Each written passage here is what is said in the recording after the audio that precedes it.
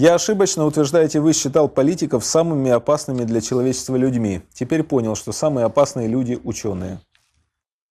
Факт. Они губят все человечество одновременно. И продолжайте. Я думал, что пластиковая бутылка – нейтральная среда. Оказалось, при соприкосновении с водой выделяет биофенол, яд. Факт. А если горит, то диоксины. Это страшный яд. Это что же нам теперь нельзя пить воду из пластиковых бутылок? Да, нельзя.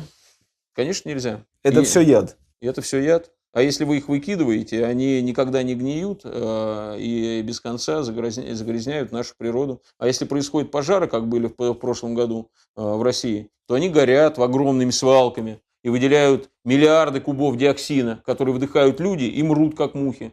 У нас в прошлом году, это как бы не принято было говорить, у нас трупы в моргах стаймя ставили, вот так прижимали. В морг можно было попасть только по великому блату личного распоряжения одного из руководителей структур. И это все заслуги ученых. Это они придумали такую удобную тару, пластик. Это же не от того, что кустики горели, люди дохли. Это от того, что пластик горел, люди дохли. И тучи этого диоксинового дыма накрывали города. Грустно на самом деле. Ну, грустно. Каждый из нас, кто покупает пластиковую бутылку, тут же становится участником этого дела. И тут трудно винить людей. Они поставлены в условия безальтернативности практически. Говорят, ну что ж, вы же сами там этим пользуетесь. Да и на зоне люди, когда сидят, они столовкой пользуются. Это совсем не значит, что им хочется на зоне сидеть. Их туда посадили. И нас сюда посадили проклятые ученые, которые развели тупых руководителей разных стран на то, что их достижение – это благо.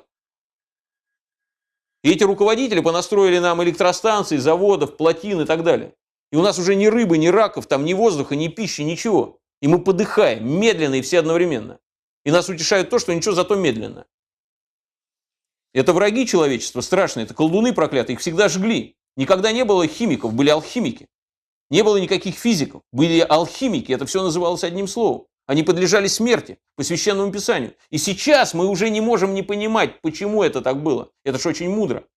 Потому что это была огромная опасность для всего человечества, которую сейчас мы видим своими глазами в виде мексиканских заливов и Фукусим. Мы сейчас не имеем права этого не понимать. Наши дедушки с бабушками имели моральное право быть дебилами. Они не видели этого всего своими глазами. Они думали, что наука принесет им счастье. Благо. Благо. Но мы-то видим уже все. Мы-то не имеем права быть дебилами, потому что нам уже по башке эта палкой стучит. И нашим детям, покрытым аллергиями, прыщами и так далее. Поэтому надо прекращать это безобразие. И начинать с того, что не подавать руки этим профессорам и академикам. Плевать им в морду. Или бить им в морду, если ты мужчина.